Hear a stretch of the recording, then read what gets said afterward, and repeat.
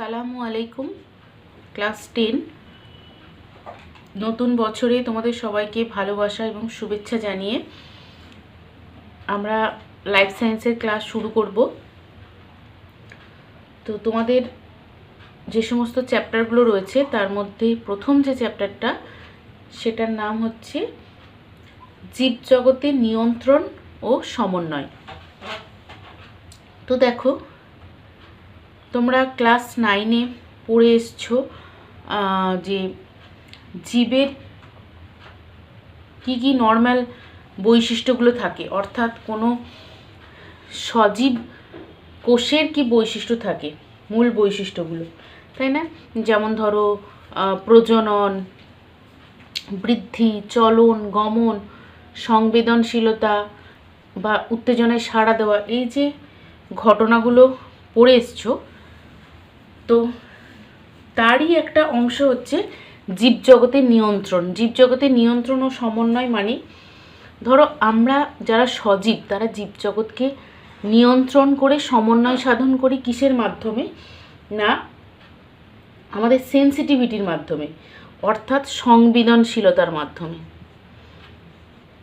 সংবেদনশীলতার মাধ্যমে মানে ধরো পরিবেশে অবিরত যে সমস্ত ঘটনাগুলো ঘটে চলেছে, যেগুলো আমাদেরকে সাড়া প্রদানে বাধ্য করে, তাদেরকে আমরা বলি কি উদ্দীপক বা স্টিমুলি। মানে কোনো কিছুর পরিপ্রেক্ষিতে আমরা সেটাতে সাড়া দিই এবং পরিবেশের সাথে সমন্বয় সাধন করে থাকি, তাই না? তার মানে সংবেদনশীলতা ব্যাপারটা কি না, উদ্দীপকের প্রভাবে সাড়া দেওয়া জীবেদের ধর্ম, তাই তো? আমরা আগে পড়েছি সাড়া প্রদান হচ্ছে জীবের প্রধান ধর্ম। তো উদ্দীপকের প্রভাবে সাড়া দেওয়া জীবেদের ধর্ম, আর এই সাড়া প্রদানের যে ক্ষমতা তাকে বলা হচ্ছে সংবেদনশীলতা। তো অনেক সময় সংবেদনশীলতা প্রশ্নটা কি আসে, তাহলে কি বলবে না, উদ্দীপকের প্রভাবে সাড়া প্রদান করাটাকেই বলা হচ্ছে সংবেদনশীলতা। তাহলে উদ্দীপক বা স্টিমুলি কি না, যার প্রভাবে আমরা সংবেদনশীলতা করি, যার প্রভাবে আমরা সাড়া প্রদান করি। ধরো তোমাকে কেউ ডাকছে, তাহলে এখানে যে তুমি ডাকটা শুনতে পাচ্ছ এটা একটা উদ্দীপক, তাই না? তোমার ফোনটা বেজে উঠেছে, তুমি রিংটোনটা শুনতে পাচ্ছ, এখানে রিংটোনটা উদ্দীপক। তো এইগুলো হচ্ছে উদ্দীপক যার সাহায্যে, যার প্রভাবে আমরা সংবেদনশীলতা বাধ্য হই।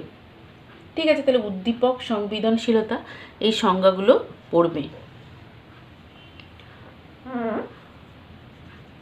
উদ্দীপক কাকে বলে, সংবেদনশীলতা ব্যাপারটা কি?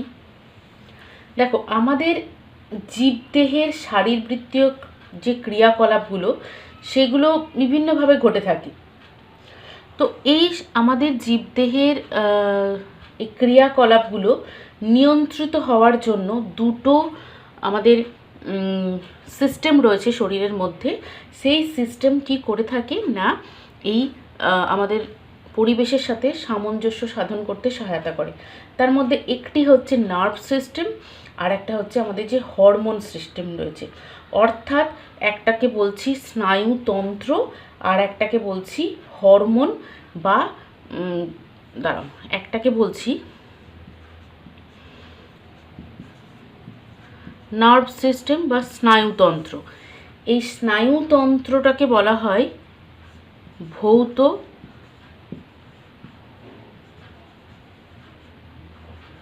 সমন্বয়কারী তন্ত্র। আরেকটা সিস্টেম রয়েছে যেটাকে বলা হচ্ছে হরমোন বা রাসায়নিক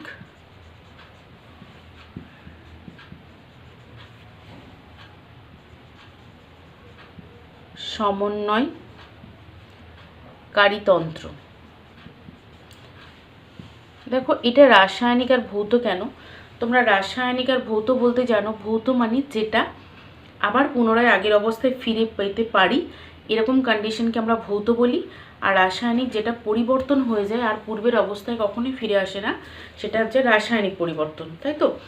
তো দেখো, স্নায়ুতন্ত্রের দ্বারা যে সমস্ত সমন্বয়ে আমরা সাড়া দিয়ে থাকি, সংবেদনশীলতা করে থাকি, সেগুলো আবার কিন্তু পুনরায় ফিরে আসে। ধরো তোমার পায়ে কাটা বিঁধলো, তুমি পাটা তৎক্ষণাৎ তুলে নিলে, বা তোমাকে চিমটে কাটা হলো, তুমি হাতটা তুলে নিলে, মশা কামড়ালো, হাতটা তুমি সরিয়ে নিলে। তো এখানে স্নায়ুতন্ত্র দ্বারা তুমি উদ্দীপকটাকে অনুভব করতে পারছো, এবং আবার সেই স্নায়ুতন্ত্রগুলো যেরকম ছিল সেরকম কন্ডিশনে রইবে, এদের কোনো পরিবর্তন হবে না। কিন্তু হরমোন দ্বারা যে পরিবর্তনগুলো হয় এগুলো হচ্ছে স্থায়ী পরিবর্তন। অর্থাৎ ধরো তোমার বডিতে যে গ্রোথ হরমোন রয়েছে, এই গ্রোথ হরমোনের প্রভাবে কি হচ্ছে না, তোমার বৃদ্ধি হচ্ছে। তুমি তার মানে তোমার যদি ধরো যখন 4 ফুট হাইট ছিল, সেখান থেকে তোমার 5 ফিট হাইট হলো।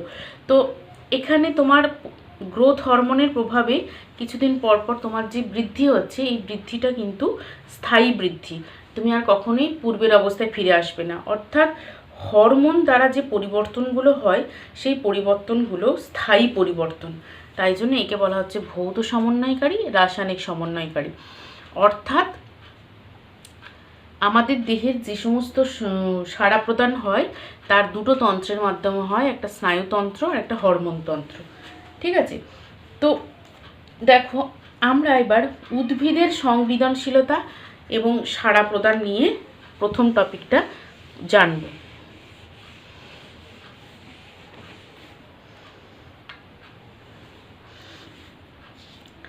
দেখো, উদ্ভিদের সংবেদনশীলতা বলতে কি বোঝায়?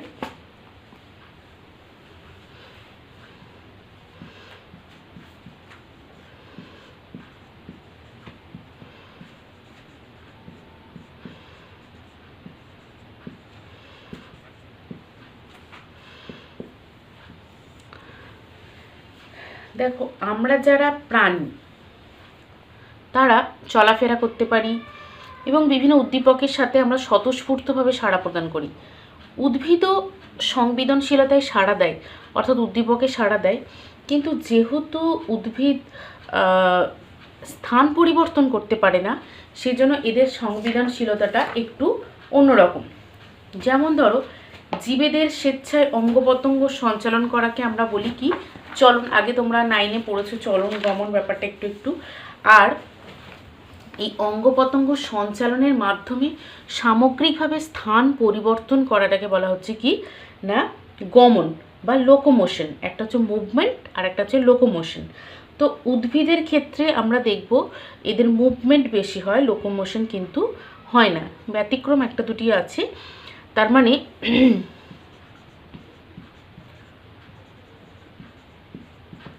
মুভমেন্ট অ্যান্ড লোকোমোশন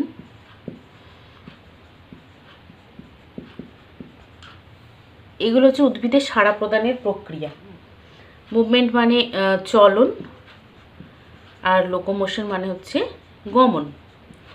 চলন মানে কি? এক জায়গায় স্থির থেকে অঙ্গ প্রত্যঙ্গ সঞ্চালন করে। একটা উদ্ভিদ যেখানে জন্মায় সেখানে থেকেই সে অঙ্গ প্রত্যঙ্গ সঞ্চালন করে বিভিন্ন ধরনের চলন ঘটিয়ে থাকে, কিন্তু এক জায়গা থেকে এক জায়গায় স্থান পরিবর্তন করতে পারে না। আর প্রাণীরা অঙ্গ প্রত্যঙ্গ সঞ্চালনের মাধ্যমে এক জায়গা থেকে এক জায়গায় স্থান পরিবর্তন করে, যেটাকে বলা হচ্ছে গমন। তো আমরা উদ্ভিদের চলন সম্পর্কে ইন ডিটেলস পড়ব। তার আগে বলি, উদ্ভিদের এই উদ্দীপনায় সাড়া দেওয়ার কিছু এক্সাম্পল বা উদাহরণ আছে। যেমন ধরো, তোমরা খুব কমন একটা উদাহরণ দেখেছো, সেটা হচ্ছে লজ্জাবতী। এই যে উদ্ভিদটা, এর সায়েন্টিফিক নাম হচ্ছে কি না মাইমোজা পুডিকা।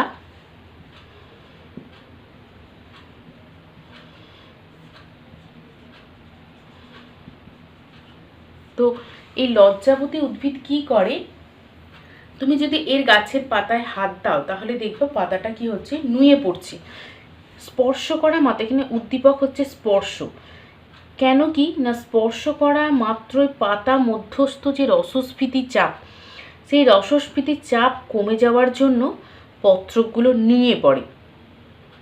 আবার হাত সরিয়ে নেওয়ার কিছুক্ষণ পর ওখানটা রস দ্বারা স্ফীত হয়ে গেলে সেটা আবার পুনরায় অবস্থায় ফিরে। তাহলে লজ্জাবতীর পাতা যে চলন, অ্যাকচুয়ালি এই চলনটাকে বলা হয় সিসমোন্যাস্টি চলন।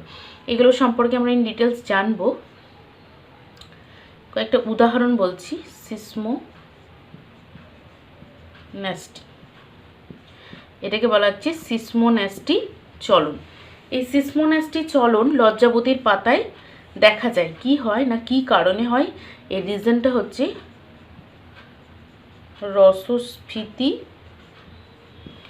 চাপের দরুন। তাহলে এখানে উদ্দীপক হচ্ছে স্পর্শ। তুমি যেই স্পর্শ করবে পাতায়, তখনই সাথে সাথে কি হবে, পাতা মধ্যস্থ যে রসস্ফীতির চাপ সেটা কমে যায়, যার জন্য পাতাগুলো নুয়ে পড়ে। আবার কিছুক্ষণ পর সেখানটা রস দ্বারা পরিপূর্ণ হলে সেটা আবার পুনরায় আগের অবস্থায় ফিরে আসে। ঠিক একইভাবে এটা তার মানে উদ্ভিদের একটা চলনের এক্সাম্পল।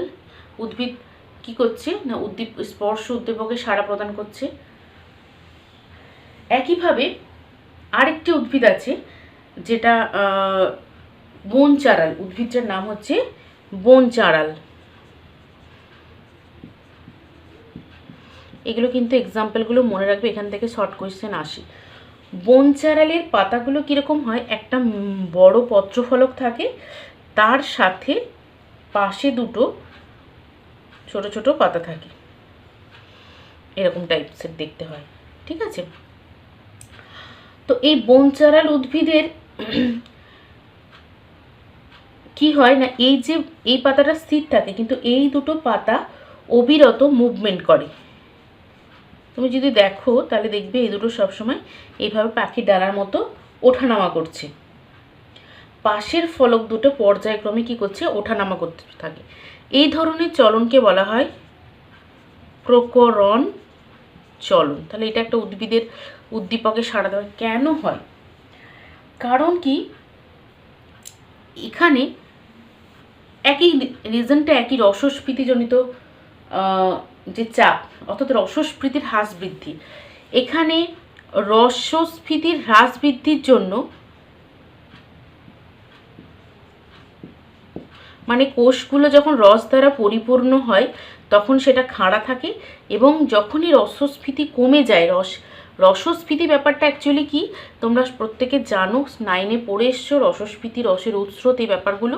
তাও রসস্ফীতি ব্যাপারটা আমি বলে দিচ্ছি। কোনো একটা সেল বা কোনো একটা কোষ, সেই কোষের মধ্যে যতটা পরিমাণ কোষ রস থাকা দরকার, বা জল দ্বারা বা কোনো কেমিক্যাল দ্বারা পূর্ণ করলে সে যতটা পরিমাণ জল দ্বারা পূর্ণ হতে পারবে এবং কোষটি ফুলে উঠবে, এই ঘটনাটাকে বলা হচ্ছে রসস্ফীতি। অর্থাৎ পরিপূর্ণ পরিমাণে যতটা সে জল ধারার ক্ষমতা রয়েছে, লিকুইড ধারণ করার ক্ষমতা রয়েছে, সেটা দ্বারা যদি পূর্ণ হয় তখন তাকে আমরা বলবো রসস্ফীতি। ঠিক আছে, তো এখানে যখন পরিপূর্ণ দ্বারা রসস্ফীত থাকে তখন এগুলো ওপর দিকে থাকে, অর্থাৎ খাড়া থাকে। যখনই রসস্ফীতির চাপ কমে যায়, রসস্ফীতিটা কমে যায়, অর্থাৎ রসটা পরিমাণ কমে যায়, তখন সেটা নিচে নুয়ে পড়ে। তো এরকম এর রসস্ফীতির হ্রাস বৃদ্ধিটা ক্রমাগত হতে থাকে, যার জন্য নামা ওঠা এটা করতে থাকে। তো এই যে উদ্ভিদের চলন বা সংবেদনশীলতায় সাড়া প্রদানের বিভিন্ন বিজ্ঞানী বিভিন্ন পরীক্ষা করেছেন। তাদের মধ্যে যার নাম অবশ্যই করতে হয় সেটা হচ্ছে আচার্য জগদীশচন্দ্র বসু, এবং এনার বিখ্যাত যন্ত্র কেসকোগ্রাফ, এই সম্পর্কে মাধ্যমিকে অনেক কোয়েশ্চেন রয়েছে। তো আচার্য জগদীশচন্দ্র বসু ইনি কি করেছিলেন না, উদ্ভিদের সংবেদনশীলতা সংক্রান্ত ঘটনার পরিপ্রেক্ষিতে মানে প্রমাণ করে দেখান যে উদ্ভিদের প্রাণ আছে, উদ্দীপনায় তারাও প্রতিক্রিয়া করে এবং তারা উদ্দীপনায় সাড়া দেয়। তো এখান থেকে তিনি প্রমাণ করলেন যে উদ্ভিদের প্রাণ আছে। তো ইনি কি করেছিলেন না, ইনি অনেক ধরনের যন্ত্র আবিষ্কার করেছেন। এই যন্ত্রগুলোর নাম একটু মনে রাখবে, তোমাদের বইতে আছে দেখবে, রেজোন্যান্ট রেকর্ডার, তারপরে কেসকোগ্রাফ, ইলেকট্রিক প্রোব, এই সমস্ত যন্ত্রের সাহায্যে তিনি উদ্দীপক প্রয়োগ করে উদ্ভিদের যে প্রতিক্রিয়া, অর্থাৎ উদ্দীপকের প্রভাবে উদ্ভিদ যে সাড়া প্রদান করতে পারে, এই ঘটনাগুলো তিনি কিন্তু দেখিয়েছিলেন এবং প্রমাণও করেছিলেন। এবং তিনি এই লজ্জাবতী এবং বন চারালের মধ্যে বৈদ্যুতিক যে স্টিমুলি বা বৈদ্যুতিক যে তোমার উদ্দীপক, সেটা পাঠিয়েও প্রমাণ করেছিলেন যে এরা এই সমস্ত চলনে সাড়া প্রদান করছে। তো তাহলে এখান থেকে প্রশ্ন কি আসে না, আচার্য জগদীশচন্দ্র বসুর কোন যন্ত্র আবিষ্কার করেছিলেন যার সাহায্যে তিনি প্রমাণ করেছিলেন যে উদ্ভিদরা উদ্দীপনায় সাড়া দেয়? তো কেসকোগ্রাফ অ্যান্সার হবে। এছাড়া আরও কয়েকটি যন্ত্রের নাম বলো, যেমন হচ্ছে রেজোন্যান্ট, রেকর্ডার, ইলেকট্রিক প্রোব, এই সমস্ত যন্ত্রের নাম কিন্তু হবে। এরপরে আসছি প্লান্ট মুভমেন্ট, অর্থাৎ উদ্ভিদের চলন কয় প্রকার ও কি কি সেটা সম্পর্কে আমরা একটু বেসিক ধারণা আজকে নেব, পরে ইন ডিটেলসে জানব।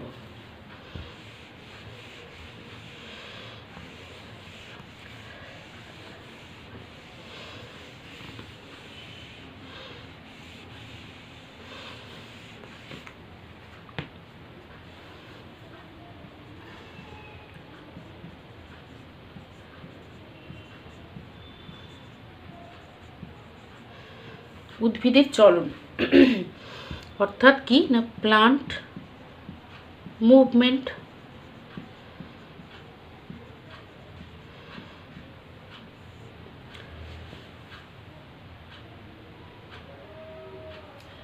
তো দেখো, প্লান্ট মুভমেন্টকে আমরা জেনারেলি তিনটে ভাগে ভাগ করব। একটাকে বলা হচ্ছে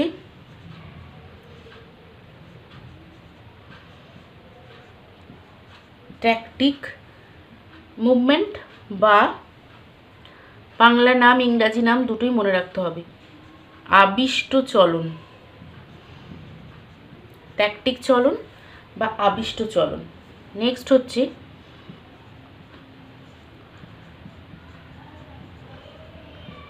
ট্রপিক চলন বা দিক নির্ণিত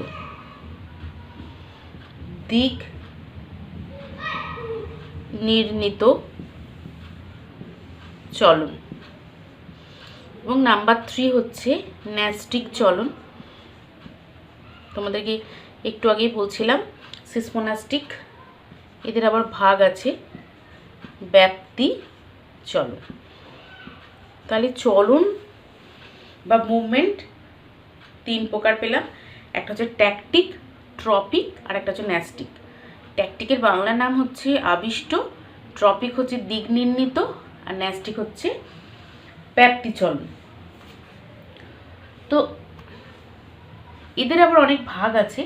উদ্ভিদের ট্রপিক চলনগুলো এরা আবার তিন প্রকার। একটা হচ্ছে ফটোট্রপিক,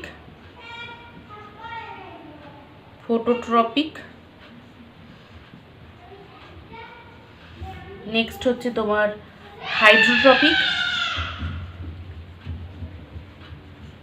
হাইড্রোট্রপিক,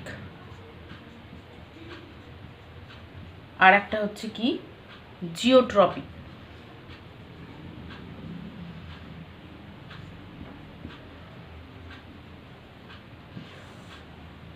এটা হচ্ছে ট্রপিক চলনকে আবার তিন ভাগে আমরা ভাগ করছি, কি কি? ফটোট্রপিক, হাইড্রোট্রপিক এবং জিওট্রপিক। ন্যাস্টিক চলনকেও বিভিন্ন ভাগে আমরা ভাগ করি, যেমন হচ্ছে ফোটোন্যাস্টিক, থার্মোন্যাস্টিক, সিসমোন্যাস্টিক, কেমোন্যাস্টিক, ঠিক আছে? তো এই ভাগগুলো কি কি আমরা আছে দেখব। আর সরি, আমি ভুল লিখলাম তো এতক্ষণ, এটা তো তোমার ট্রপিক চলনের ভাগ, ট্রপিক চলনের ভাগটা ট্যাকটিকে লিখে ফেলেছি, ঠিক আছে? তাহলে এটা মুছছি, এটা হচ্ছে ট্যাকটিক।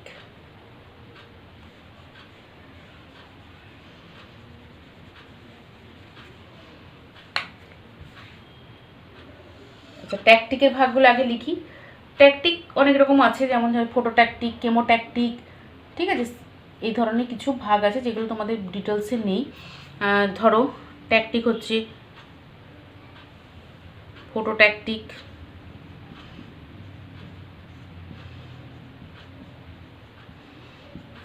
কেমোট্যাকটিক,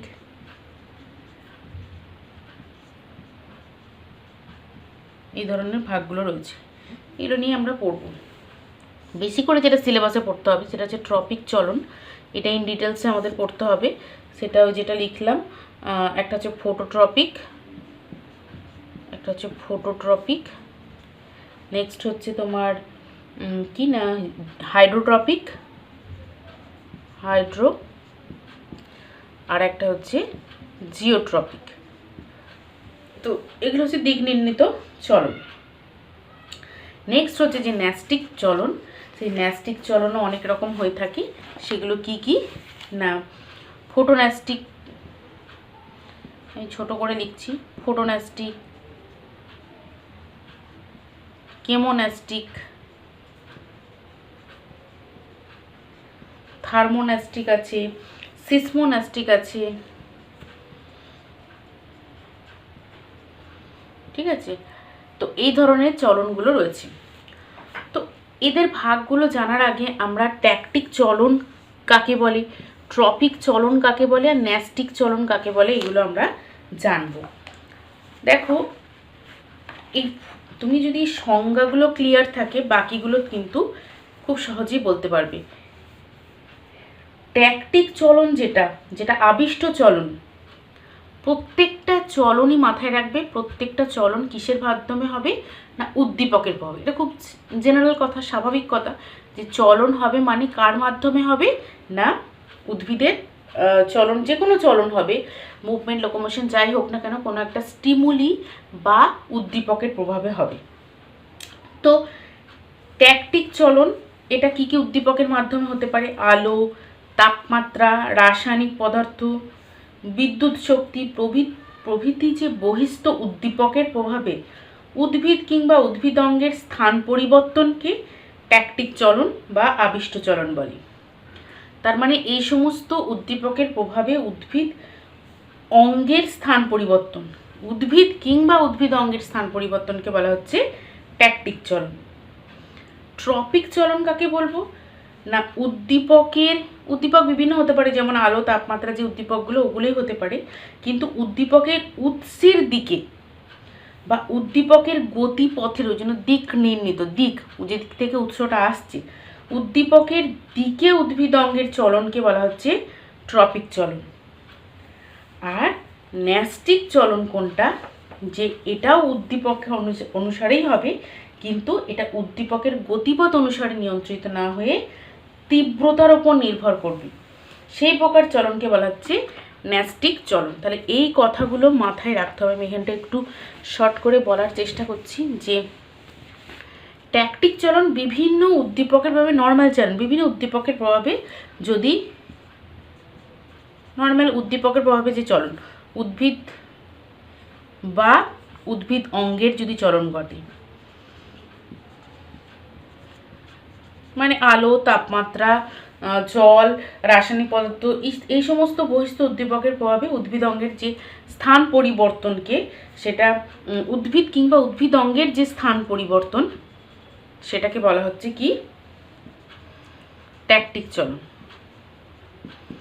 এগুলো নিয়ে আমরা ডিটেলসে আলোচনা করব, জাস্ট এইটুকু অংশ মনে রাখো যে বিভিন্ন বহিস্থ উদ্দীপকের প্রভাবে উদ্ভিদ অঙ্গের স্থান পরিবর্তনকে বলা হচ্ছে ট্যাকটিক চলন।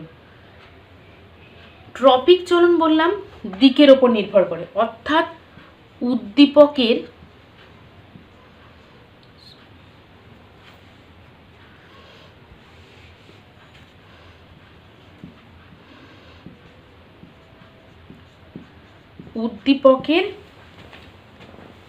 উৎসের গতিপথ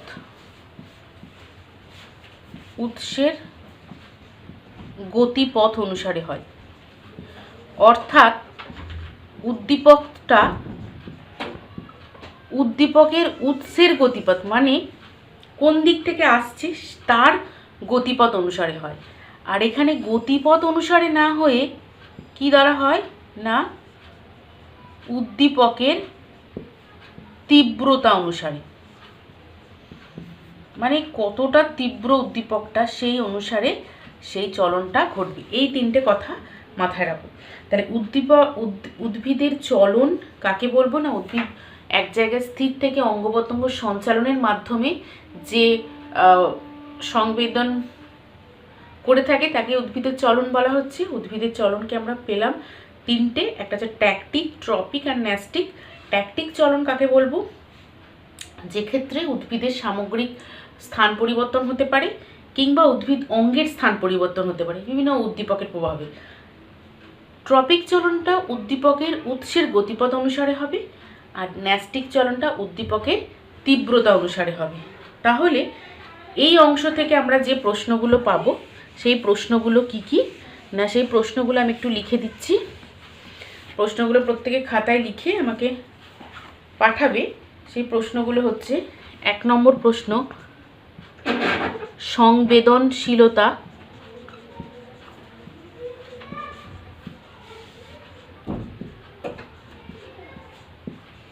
কাকে বলে? নেক্সট হচ্ছে উদ্দীপক কাকে বলে? নেক্সট বন চাঁড়াল ও লজ্জাবতীর পাতার চলন কিভাবে হয়? 4 হচ্ছে আচার্য জগদীশ চন্দ্র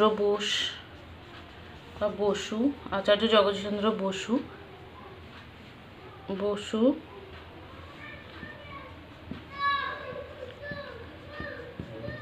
আবিষ্কৃত যন্ত্রের নাম, বা তিনি কি প্রমাণ করতে চেয়েছিলেন উদ্ভিদের প্রাণ আছে, উদ্দীপনে সাড়া দেয়, এগুলো।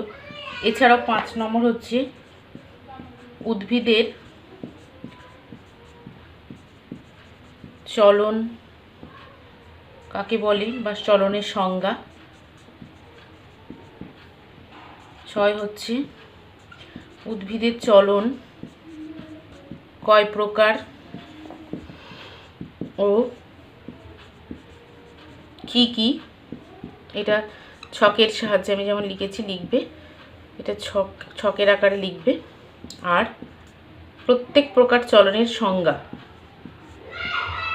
মানে ওদের প্রত্যেক প্রকার চলনের সংজ্ঞা মানে আমি বলতে চাইছি শুধু মেনগুলো, অর্থাৎ ট্রপিক, ট্যাকটিক আর ন্যাস্টিক চলনের সংজ্ঞাটা এখন লিখবে। তাদের যে ভাগ, তাদের সংজ্ঞাগুলো আস্তে আস্তে পরে যখন ইন ডিটেলসে যাব তখন। প্রত্যেক প্রকার চলনের সংজ্ঞা। তো এই কোয়েশ্চেনগুলো লিখে তোমরা প্রত্যেকে আমাকে ইনবক্সে সেন্ড করবে।